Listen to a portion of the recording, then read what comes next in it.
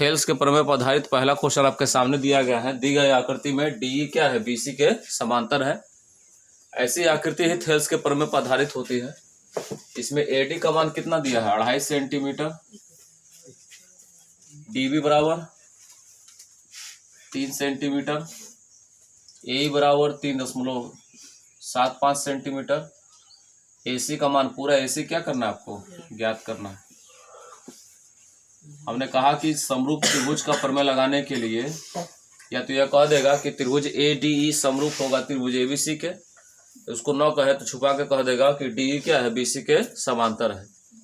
जब D BC के समांतर होगा तो थेल्स का प्रमेय अपने आप लगेगा, भले उस क्वेश्चन कहे भी चाहे न भी कहेगा तो और अच्छा है, न कहे फिर भी हम उसी पर हल करेंगे।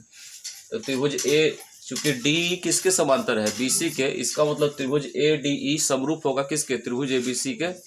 और जो समरूप होगा तो थेल्स का प्रमेय लगा के सॉल्व करेंगे। लेकिन ध्यान देंगे एलएचएस में छोटी भुजाओं का अनुपात है तो आरएचएस में छोटी भुजाओं का अनुपात निकालेंगे तो निकलेगा एसी ईसी, डाटा एसी नहीं निकलेगा, ईसी निकलेगा। ईसी निकलेगा जब तो एसी निकालने के लिए क्या करेंगे, एई और ईसी को जोड़ देंगे।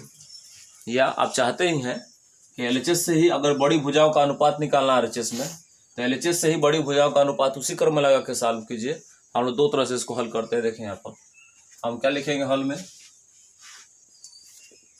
चूंकि डी समांतर किसके है, बीसी के, तो त्रिभुज ए डी ई समरूप होगा किसके, त्रिभुज ए बी सी के।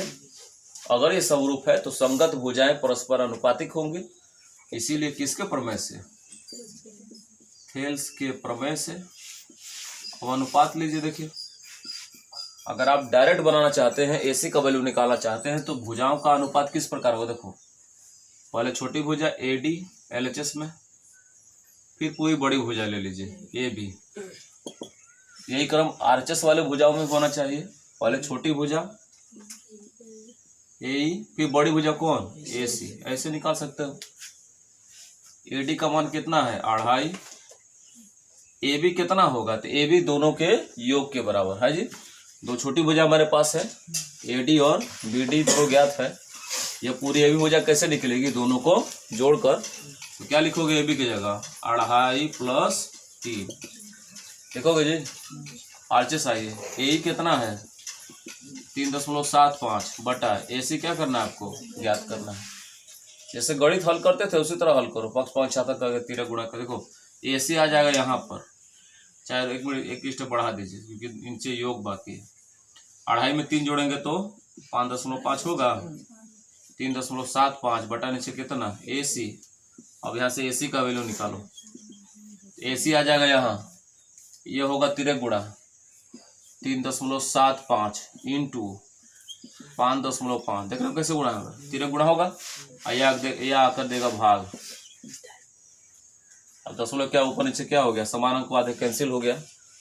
25 का आएगा, 5 का पढ़ा पढ़ दो, 5 × 5 = 25, 11 × 5 = 55।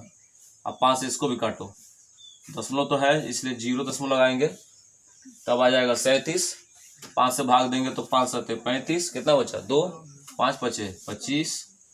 एसी बराबर क्या मिला, 0.75 इंटू क्या 11। एसी इक्वल टू गुणा कर दो, 11 × 5 = 55, 5 11 × 7 = 87 या 5 कितना, सॉरी 11 × 7 = 77 और 5 कितना 82, कितना बचा 8। 11 0 इंटू खत्म तो कितना बचेगा, 8.25 सेंटीमीटर। कुछ लोग चाहते हैं इसी को हल करना कि हम छोटी छोटी भुजाओं पर अनुपात निकाल कर बनाना चाहते हैं, अथवा में छोटी भुजाओं का अनुपात किस प्रकार लेंगे, ए डी बटा बी डी। तो आरएचएस में भी छोटी भुजाओं का अनुपात उसी क्रम में होना चाहिए। यह क्या है, ए ई बटा नीचे कितना ई सी। तो डायरेक्ट एसी नहीं निकलेगा, निकलेगा ई सी। उसके लिए क्या करेंगे, ए डी का मान 2.5 रख देंगे, बी डी का मान कितना है 3, ए का मान कितना है 3.75, ईसी का मान क्या करना है, ज्ञात करना है। ईसी आ जाएगा यहाँ पर, 3 का 13 गुणा होगा 3.75 इंटू 3 और यह आगे देगा भाग 2.5। दशमलव हटाने के लिए ऊपर नीचे गुणा कर लीजिए आप लोग, सबसे अच्छा रहेगा।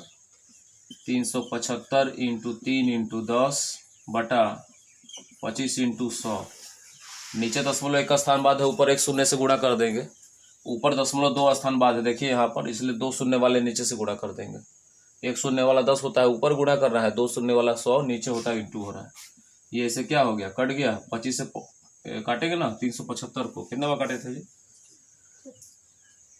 75 बार में। अच्छा 25 का पड़ा, 15 से कटा है, तो 25 से कम 25, 25 25 125। कोई कटा और कोई बचा है जी? 5 दूना 10 और 5 तिया 15। तो इसी बराबर क्या मिला? 3 तिया 9 बटा 2 बराबर कितना? 4.5 सेंटीमीटर। हमको इसी थोड़ा निकालना है, क्या निकालना है? एसी। एसी निकालने के लिए क्या करेंगे? एसी टोटल कैसे निकलेगा? ए और इसी को जोड़ेंगे, तो ए प्लस इसी। ए का वैल्यू कितना है? 3.75 और ये कितना है? 4.5 है, जोड़ दो।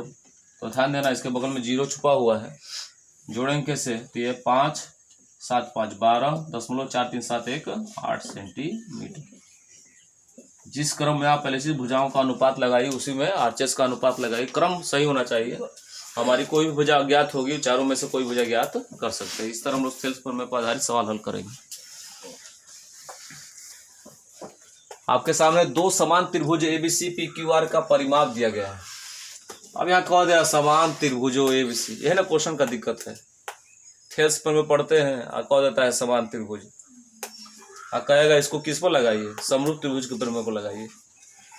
तो मान लेंगे कि दोनों समान त्रिभुज क्या है? समरूप है। क्वेश्चन में कहीं भी आता पतागंज कुछ नहीं है। PQ बराबर 12 सेंटीमीटर। दो त्रिभुजों के परिमाप दिए गए हैं। एक भुजा है पहले त्रिभुज की, PQ मतलब किस त्रिभुज का होगा? त्रिभुज PQR का होगा। और AB किस त्रिभुज का होगा? त्रिभुज ABC का होगा। तो जिस प्रकार LHS में त्रिभुजों का अनुपात, परिमापों का अनुपात, उसी तरह भुजाओं का अनुपात भी होना चाहिए। आइए किसके प्रमेय से लगा देंगे?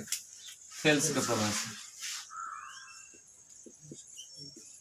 थेल्स के प्रमेय से किस प्रकार लिखाएंगे? देखो यहाँ बोर्ड पर LHS में क्या लिखे? त्रिभुज ABC का परिमाप बटा त्रिभुज PQR का परिमाप। बताइए परिमाप क्यों दे रहा है? क्योंकि परिमाप में भुजाएं होती हैं। किसी त्रिभुज का परिमाप कैसे ज्ञात करते हैं?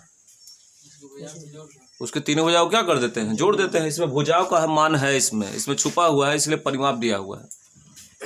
अब यदि त्रिभुज ABC का परिमाप ऊपर है तो त्रिभुज ABC की भुजा होनी चाहिए जो कि सवाल में दी गई है। त्रिभुज ABC कौन सी भुजा सवाल में दी गई है?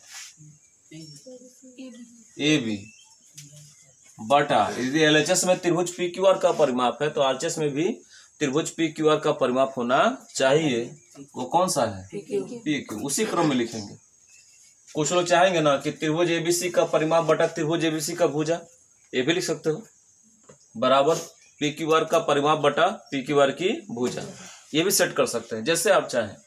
LHS जिस क्रम में होगा RHS उसी क्रम में लिखोगे ना तो कोई तरह से क्वेश्चन हल करेंगे। जैसे भी घुमाओगे कान पकड़ेंगे उन्हें से, चाहे हेने से पकड़ो चाहे हेने से पकड़ो, आंसर वो सही आपका आएगा। चलिए त्रिभुज ABC का परिमाप कितना है?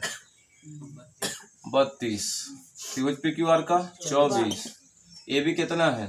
ज्ञात करना है, छोड़ दीजिए। PQ कितना है? 12। काम खत्म। ये जाकर तिरक गुणा कर देगा, 24 नीचे में रहेगा, तो AB बराबर क्या हो जाएगा? 12 गुणे 32 बटा नीचे कितना? 24।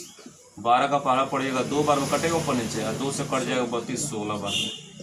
यानी त्रिभुज ABC की भुजा AB बराबर कितना सेंटीमीटर की होगी? 16 सेंटीमीटर। हो गया क्वेश्चन, आसान है बिल्कुल, कोई दिक्कत नहीं। आगे क्या दिया है? त्रिभुज ABC में AD क्या है? कोण A का अर्धक है, और BC में जाकर D पर मिल गया। बाकी दो सवाल लिखे हम एक बता देते हैं, एक घर में बैठ कर अभ्यास करते रहेगा। देखो क्या करना है आपको जी, एक त्रिभुज बना लेना इस तरह। देखो जी, त्रिभुज का नाम क्या होगा? ABC। मान लेंगे त्रिभुज A शीर्ष A है, B और ये क्या है? C है। इसमें A का जो अर्धक खींचा है AD वो D पर जाकर मिल रहा है, तो AD का अर्धक हमने खींच दिया। किस कोण का अर्धक है? A का, और जाकर D पर मिल रहा है, बाकी कुछ नहीं हमारे पास। ए बी बराबर कितना सेंटीमीटर, पहले शर्त में 5.6 सेंटीमीटर। ए सी कितना है, ए सी 6 सेंटीमीटर और डी सी कितना है 3 सेंटीमीटर। बी सी क्या करना है, टोटल ज्ञात करना है। तो बी सी कैसे निकलेगा, बी सी कैसे निकलेगा, बी सी कब निकलेगा, जब बी डी और डी सी हमारे पास होगा। डी सी तो 3 सेंटीमीटर का है लेकिन बी डी गायब है, तो बी डी कैसे लगाएंगे, थेल्स के प्रमेय से। संगत भुजाएं परस्पर क्या होती हैं, अनुपातिक होती है। हमने कहा जिस प्रकार एलएचएस की भुजाओं का अनुपात लोगे उस तरह आरएचएस की भुजाओं का अनुपात लगाइएगा। चलिए जी, थेल्स के प्रमेय से एलएचएस में जिस क्रम में भुजाओं का अनुपात होगा उसी क्रम में आरएचएस लिखेगा। जैसे मान लीजिए एक त्रिभुज के लिए त्रिभुज ए बी डी, त्रिभुज ए बी डी में कौन से भुजा लेते हैं, ए बी बटा नीचे कौन बी डी। जिस क्रम से इधर से आए हैं, पहले यह दूसरे में यह, तो उधर से आई आरएचएस में भी पहले ए सी बटा नीचे कौन होगा डी सी। ऐसे या ऐसे करिए, बड़ी भुजा का अनुपात एक तरफ, छोटी भुजा का अनुपात एक तरफ, ऐसा लगाइए।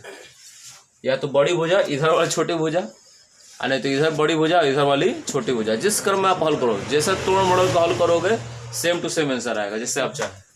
ए बी कितना है 5.6, बी डी क्या करना है आपको ज्ञात करना है, तभी बी सी निकलेगा। ए सी कितना है 6 बटा नीचे कितना 3।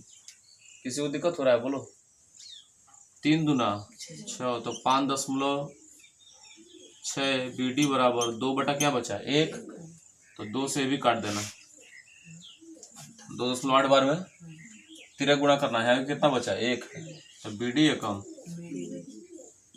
1 इंटू करेगा तो 2.8 सेंटीमीटर। हमको बी डी थोड़ा निकालना है, क्या निकालना है, इसलिए बी सी कैसे निकलेगा पूरा बी सी, तो बी डी और डी सी को क्या कर देंगे जोड़ देंगे। बी डी का वैल्यू कितना हमारे पास है 2.8 अभी निकाला गया यहाँ पर, और डी सी कितना है 3, 2.8 में 3 जोड़ेंगे तो 5 सेंटीमीटर। लीजिए ये भी क्लियर है। दूसरा बना लोगे इसमें का